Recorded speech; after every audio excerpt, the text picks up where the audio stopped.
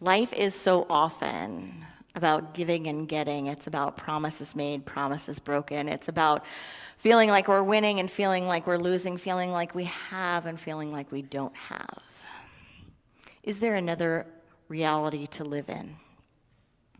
Is there another experience to have on this planet that's not one of getting and losing, that can actually bring us to a space where we can transcend transactional living, where we can move through it and move from it into a deeper awareness, a deeper experience? In Unity, we teach that we are here to focus on our inner verse, to focus on the aspects within us in order to attain awakening, mindfulness, and spiritual development.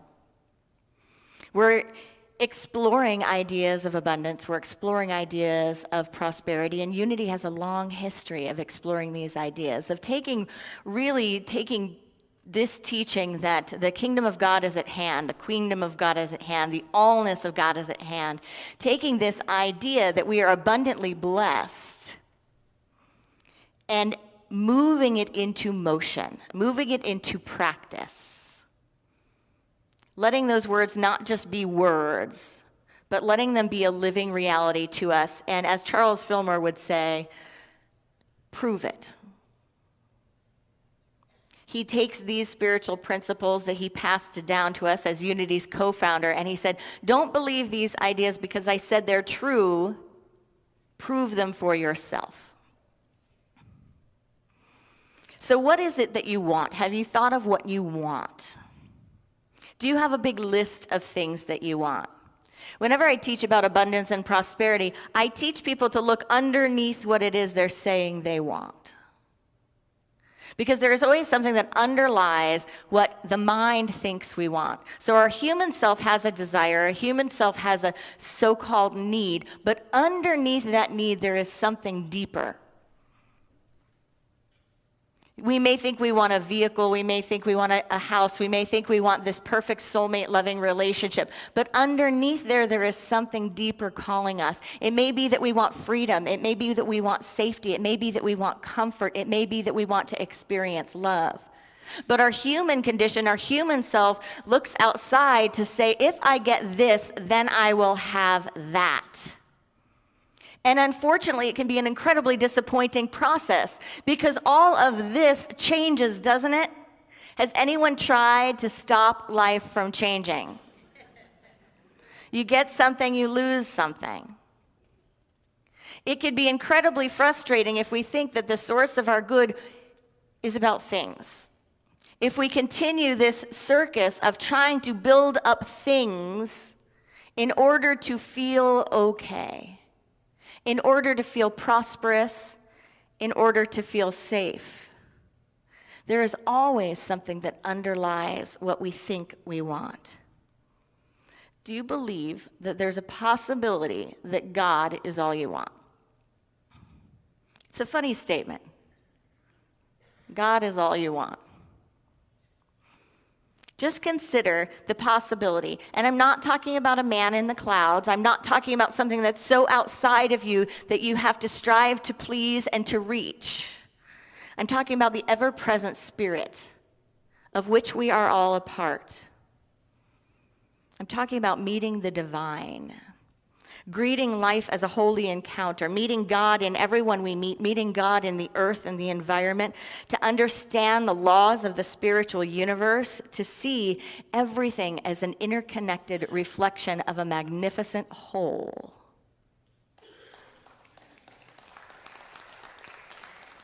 I believe that there is a possibility within each one of us that that's all we want, that it's really that simple. But we go about in this human condition thinking we somehow lack that unity consciousness and trying to fill our needs in all sorts of other ways rather than seeing the reflection of those needs made manifest in just about everything around us and everything within us. Imagine deeply knowing the law of consciousness, knowing the higher spiritual laws in which we operate and live and move and have our being. A mature spiritual practice brings us from wanting things to wanting experiences to wanting states of consciousness to wanting to know God. Eric Butterworth, in his book Spiritual Economics, shares something that is not commonly heard these days when it comes to prosperity teachings, even in unity. He says this. He says, "Let me make it clear at the outset that I am in complete disagreement with the growing emphasis in the metaphysical movement on money and things as objects of the study and practice of truth." He says, "Let me make it clear that I am in complete disagreement with the growing emphasis in the metaphysical movement on money and things as objects of the study and practice of truth." He says, "I agree with John Ruskin, who said, 'What right have you to take the word wealth, which originally meant well-being, and degrade it and narrow it by confining it to certain sorts of material objects measured by money?'" Material objects measured by money. He goes on to say that prosperity is a way of living and thinking, and not just money or things. Poverty is a way of living and thinking, and not just a lack of money or things. Do you believe that you can have poverty and still have money? Do you believe that you could have prosperity and abundance and have a very small bank account? The master teacher walked this planet in abundance with not a penny to his name, but in complete prosperity. Because demonstration of the principles, activation of the law was right there at his fingertips. It is here in the midst of us. Eric Butterworth says, consider it in the broadest sense, prosperity is spiritual well-being. Our spiritual well-being. So can we open to the idea that prosperity is more than money? And I don't think Eric Butterworth is saying so much that things are bad. But he's saying if you give up the spiritual practice and really knowing what you're really after, and you start focusing on these outer things, it will be unfortunate for you. Because you will focus on them, you will demonstrate them, and you will use the laws of metaphysics, as we do, to demonstrate them over and over, and we will find ourselves unsatisfied. We will find ourselves back at the beginning again and again. And unfortunately, until we get this, we go hunting and gathering and even hustling to get. But what we find ourselves getting is that which is disposable, that which is fleeting, and that which is impermanent. And sometimes we have a whole storehouse of it ready to be ransacked by change and time and circumstances. So what is there instead for us? Well, the move as metaphysicians, the move in consciousness, is to go from exploring out there and trying to get from out there to in here, to ignite our true nature. It's the move from things to spiritual source or spiritual resource, and even the self as a spiritual resource. And it's a move from being getting-centered to being giving-centered. Imagine if you were playing in a baseball game, right? And you didn't focus at all about what you're giving, right? You didn't focus at all about yourself throwing the ball. All you focused on is how everyone else is doing so that you can get the ball. Not even on your own ability to catch, but what is everyone else out there giving? What is everyone giving so I can be ready to get it? If you focus only on what is out there, you are sitting on the kingdom with the keys and the door locked. It is in our nature to simply focus on the giving, focus on what's ours to do. How receptive am I to an expanded experience of abundance? How open is my mind? How open is my life? How ready? How well am I taking care of what I have? How well am I stewarding the resources I have so that I am a yes to the universe to say, yes, here, use me spiritually, expand my territory? Or am I only focused on what's out there, hustling to get? We can live our lives like that, but when we do, we feel disconnected with our true nature. When we do, we end up feeling over and over again like we are being shortchanged. Why? Because it's not in our nature. Having our needs fulfilled is in our nature, but the ego goes about that in a misguided way. The self and the spirit goes about that internally. I came across this reading that I think sums it all up. Nothing in nature lives for itself. Rivers don't drink their own water. Trees don't eat their own fruit. The sun doesn't shine for itself. A flower's fragrance is not for itself. Living for each other is the rule of nature. Living for each other is the rule of nature. Nothing in nature lives for itself. Rivers don't drink their own water. Trees don't eat their own fruit. The sun doesn't shine for itself. A flower's fragrance is not for itself. Living for each other is the rule of nature. And what are we but expressions and embodiments of nature living itself? That is who we are.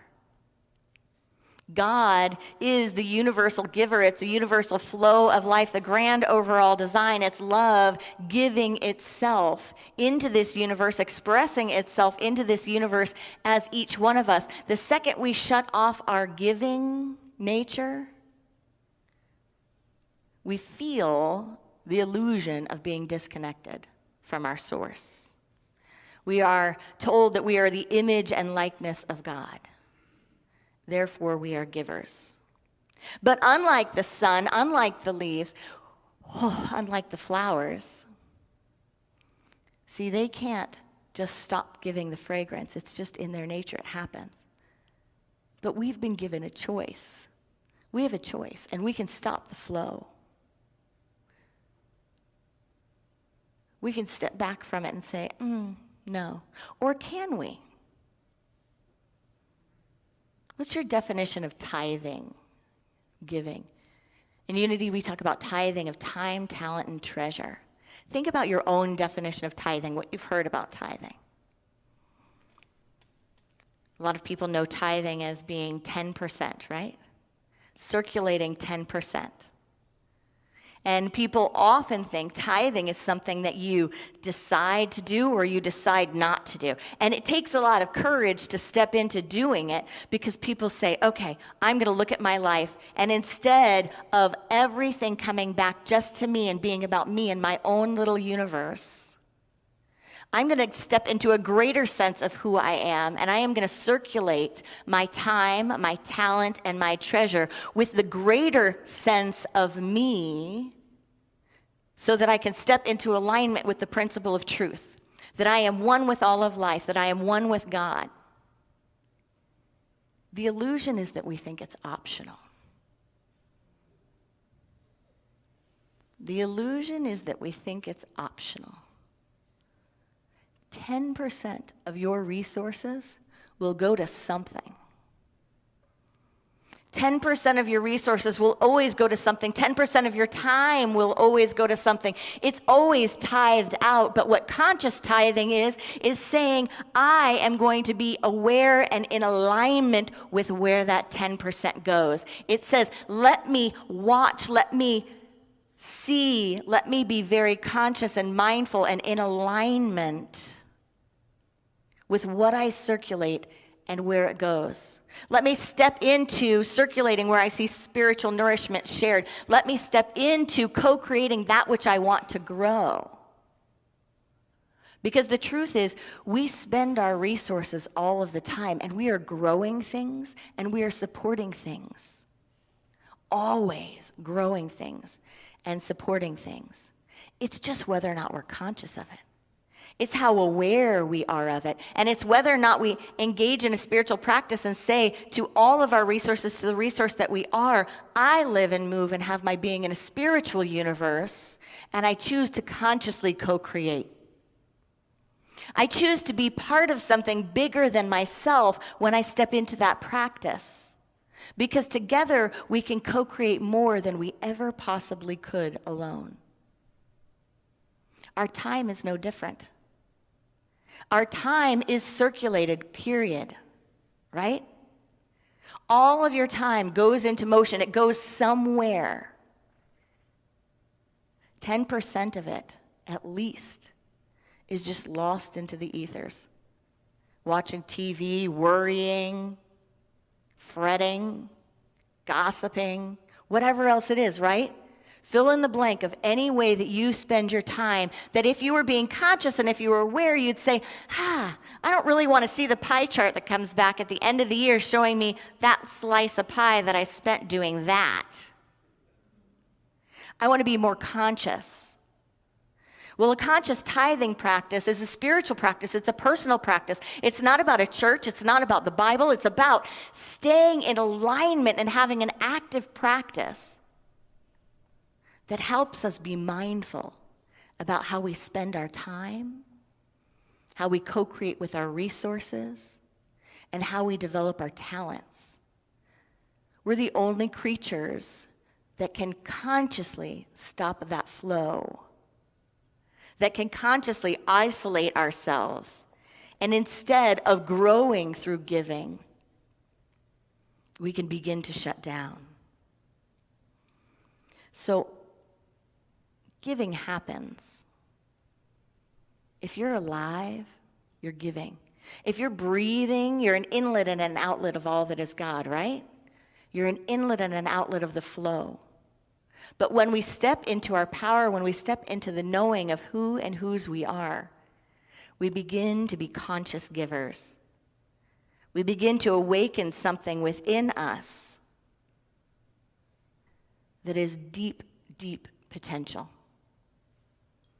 All of the master teachers talked about this potential, talked about this river of life that flows to us and through us, that when we stand in our power, we can activate it and we can become more than we are as individuals. But as long as we operate as a separate self, as long as we contain ourselves in our own lives, we're not demonstrating the principle and the practice of oneness.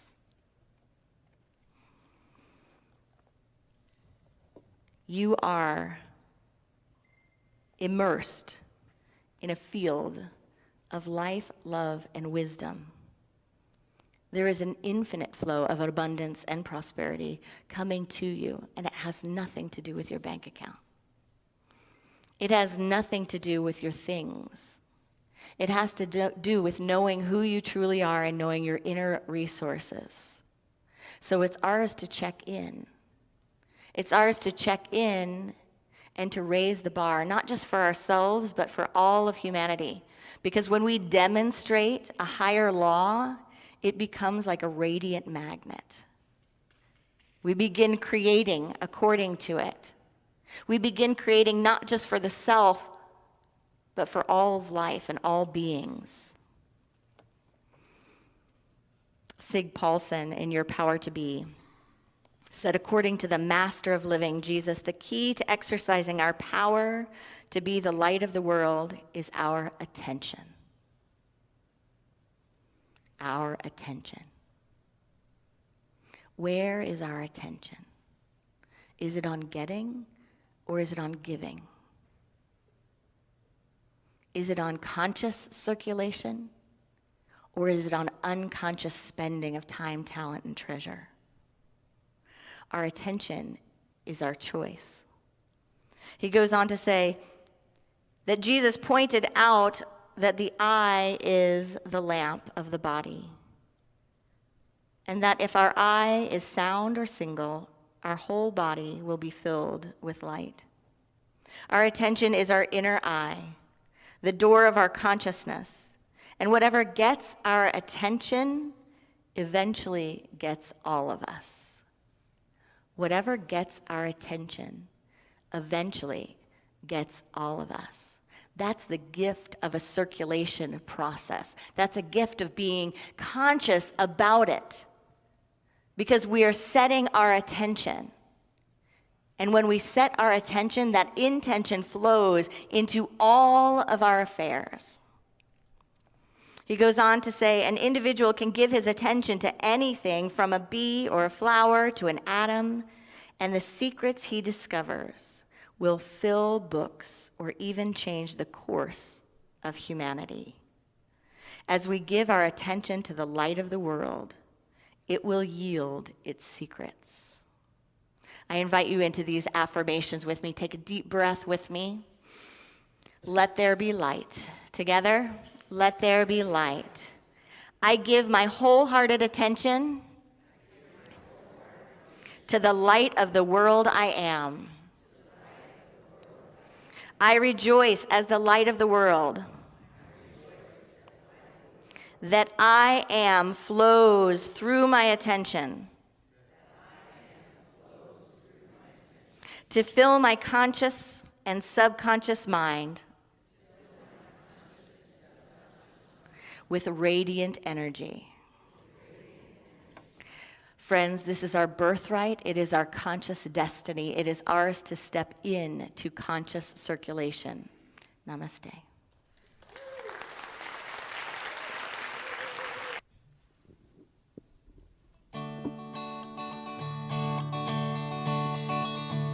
Every little penny coming to me, I'm gonna bless it right back abundantly. What I get comes from what I see, and I choose to see prosperity. Seeking my life consciously, I'm living a life that sets me free. Taking my place in the master plan, I'm living a life in God's land. So tell me, how do you measure a rich man? How do you fill the cup within your hand? How do you become what you believe? Have you seen the woman who rides the rain?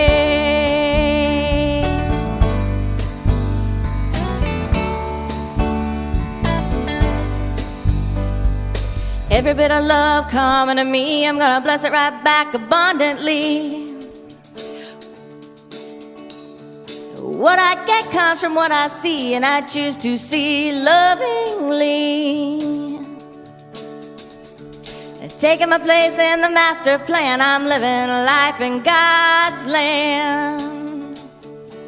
So tell me, how do you measure a rich man? How do you fill the cup within your hand? How do you become what you believe? Have you seen the woman who rides the rain?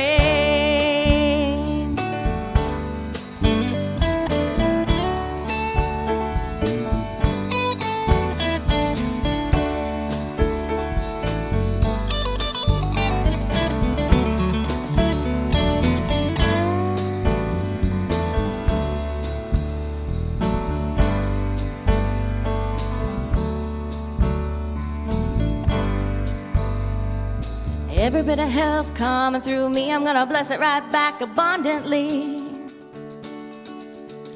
What I get comes from what I see, and I choose to see holistically.